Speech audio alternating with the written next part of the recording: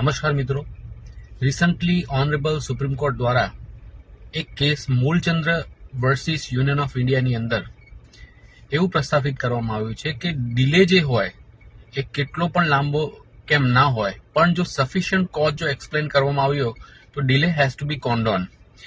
વાત જાણે એમ છે કે કોઈ પિટિશનર દ્વારા એક સીએટીની અંદર એટલે સેન્ટ્રલ એડમિનિસ્ટ્રેટિવ ટ્રિબ્યુનલની અંદર એક એપ્લિકેશન કરવામાં આવી હતી, જેની અંદર 425 દિવસનો ડિલે હતો.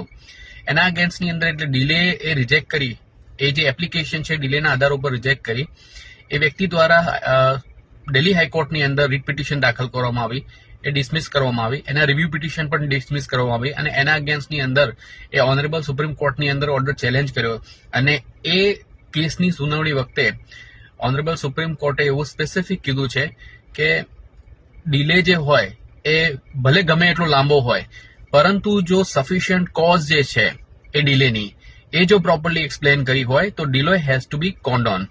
આશા રાખું છું કે આ વિડીયો તમને ઉપયોગી થશે. આ વિડીયોને શેર કરો, લાઇક કરો, કમેન્ટ કરો.